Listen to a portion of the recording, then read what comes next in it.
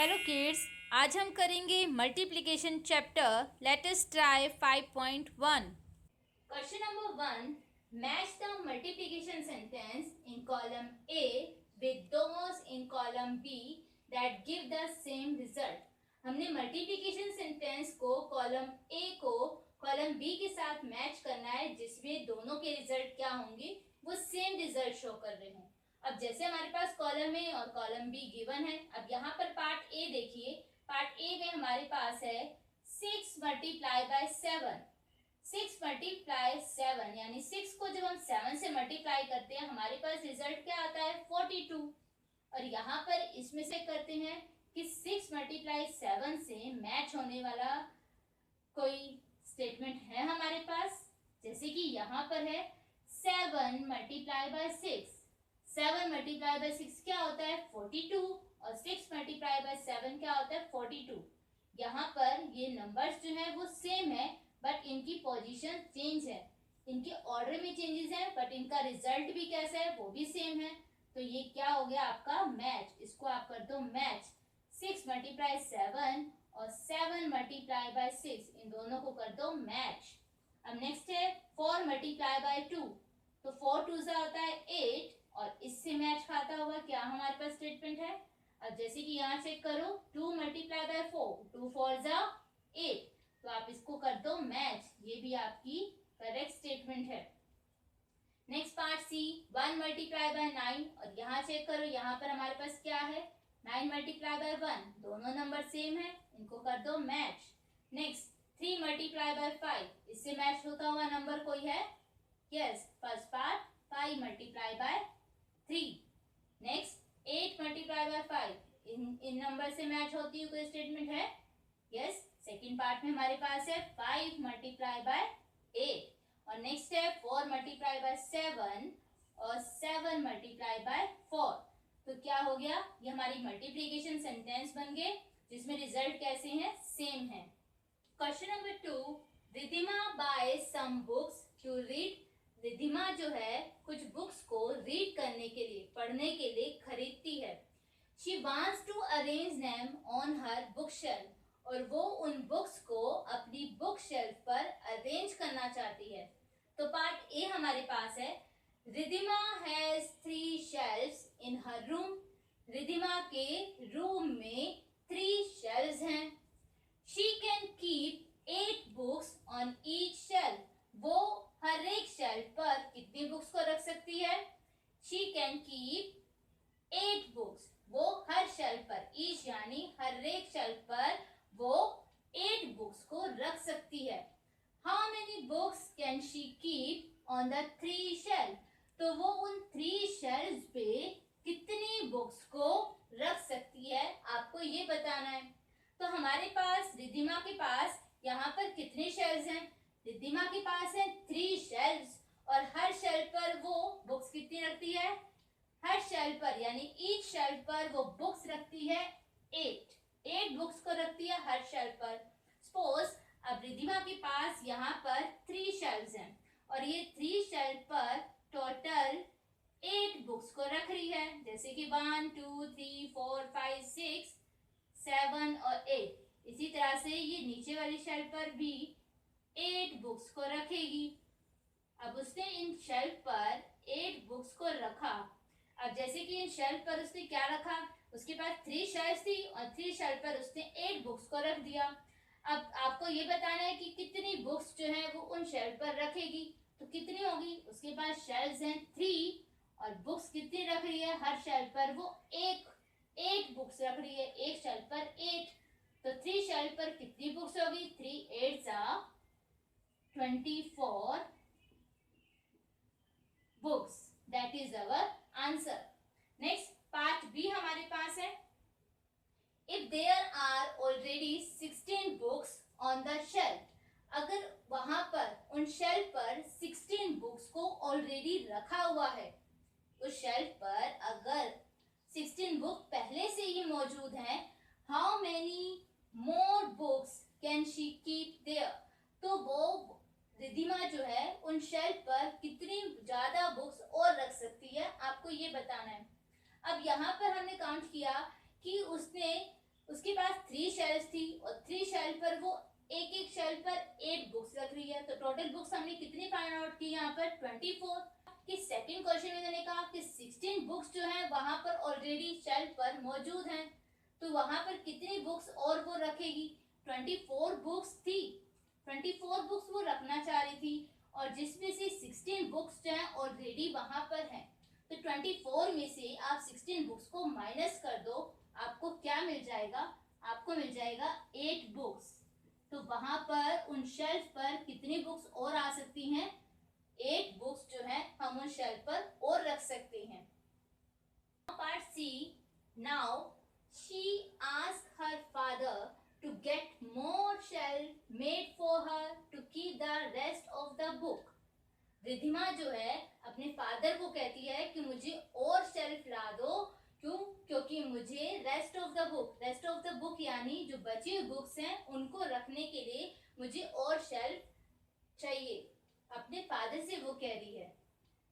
Now part C, now she asked her father to get more shelf made for her to keep the rest of the book. Ridhima जो है अपने father से कहती है कि मुझे और शेल्फ चाहिए। किस लिए चाहिए? रेस्ट ऑफ द बुक यानी उन बची हुई बुक्स को रखने के लिए मुझे और शेल्फ चाहिए। ऐसा उसने किससे कहा? अपने फादर से। Her father gets 2 more shelf made for her. उसके फादर जो हैं 2 शेल्फ उसके लिए और ले आते हैं। Each shelf can hold 8 books और वो हर एक शेल्फ जो होता है वो एक शेल्फ 8 बुक्स को आसानी से होल्ड कर सकता है। How many books can she accommodate in all the shelf? वो उन सभी शेल्फ पर कितनी बुक्स को रख सकती है, आपको ये बताना है। कि पहले रिधिमा के पास शेल्फ कितने थे? रिधिमा के पास पहले शेल्फ थे 3, 1, 2 और 3 शेल्फ थे रिधिमा के पास। उसके फादर ने कितने शेल्फ्स और ले आए? उसके फादर 2 शेल्फ्स और ले आए। 3 शेल्फ्स उसके पास थे और 2 और ले आए। कितने शेल्फ्स बन गए?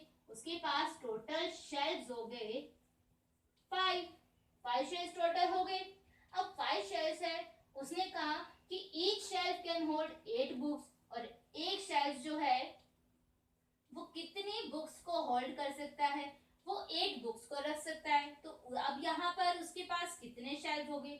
उसके पास शेल्फ हो गए 5 और एक शेल्फ जो है वो 8 बुक को होल्ड कर सकता है। अगर 8 बुक्स वो सभी इन 5 शेल्फ पर रखती है तो टोटल कितनी बुक्स होगी? शेल्फ्स हैं 5 और एक शेल्फ होल्ड करता है 8 और 5 शेल्फ पर अगर वो इसी तरह से 8 बुक्स को रखती जाएगी तो उसके पास टोटल कितने हो जाएंगे? 5 हो जाएंगी 40 बुक्स।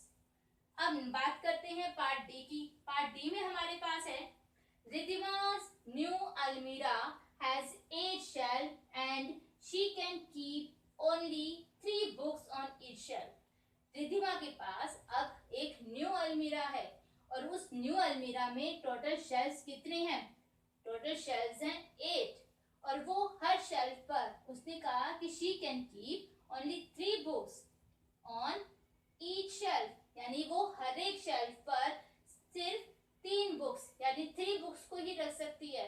तो how many books can she keep in the अलमीरा? तो वो अलमीरा में कितनी बुक्स को रख सकती है, आपको ये बताना है। अब जैसे उसके पास टोटल शेल्फ्स कितने हैं? 1, 2, 3, 4, 5, 6, 7 और 8। उसके पास टोटल 8 शेल्फ्स हैं और वो इन 8 शेल्फ्स में कितनी बुक्स रखती है? हर शेल्फ में वो 3 बुक्स को रखती है। अगर वो हर शेल्फ में इसी तरह से 3 बुक्स रखती चली जाए तो उसके पास टोटल बुक्स कितनी हो जाएंगी? तो क्या करना होगा हमें? चलो अब इसे मल्टीप्लाई करते हैं। शेल्फ्स कितने उसके पास हैं? शेल्फ्स हैं उसके पास 8 और हर शेल्फ पर वो बुक कितनी रख रही है? वो एक शेल्फ पर 3 बुक रखती है। अगर 8 शेल्फ है और हर शेल्फ पर वो 3 बुक्स रख रही है तो उसके पास कितनी हो जाएंगी? 8 3 कितना होता है? 24। तो टोटल कितनी बुक्स होंगी वहां पर? 24 books. Question number 3, complete the tree by writing the multiplication sentences for each given number. दिए गए नंबर में हर एक नंबर में हमने क्या करना है? उस ट्री को कंप्लीट करना है मल्टीप्लिकेशन सेंटेंसेस के साथ। तो चलो देखते हैं। अब जैसे कि हमारे पास यहाँ पर 18 है, अब 18 के हमने मल्टीप्लिकेशन स्टेटमेंट बनानी है और कौन कौन सी 18 जो है इसकी मल्टीप्लिकेशन स्टेटमेंट बन सकती है। अब इसे हम 1 से शुरू करते हैं। अब 18 जो है 1 की टेबल में कहाँ आएगा, 1 18 जा क्या हो जाता है 18। टेबल 2 हम लेते हैं, 2 9 जा 2 9 जा क्या हो जाता है 18। टेबल 3 हम ले लेते हैं, 3 6 जा 3 6 जा क्या होता है 18। तो इसकी क्या स्टेटमेंट बन गई, मल्टीप्लिकेशन सेंटेंसेस क्या क्या बन गए इसके, 1 18 जा 18, 2 9 जा 18, 3 6 जा 18। इसी तरह से आपने और भी सेंटेंसेस बनाने हैं, कैसे कि एक नंबर गिवन है, इसकी कितनी सारी आप सेंटेंसेस बना सकते हैं, आपको बनाना है। यानी कि ये नंबर किस किस टेबल में आता है, आपको वो डिजिट उन नंबर्स का यूज करना है।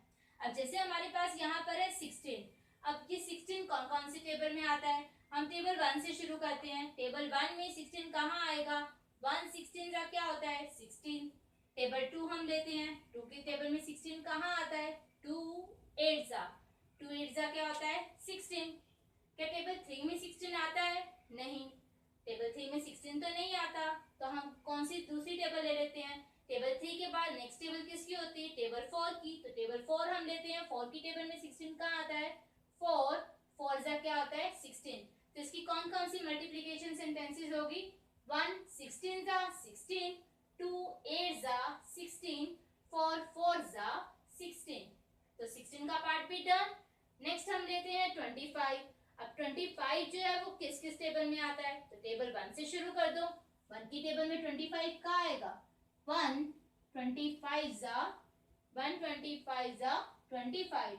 और क्या 2 की टेबल में आता है 25, नहीं, 3 की टेबल में नहीं, टेबल 4 में नहीं, तो कहां पर आएगा टेबल 5।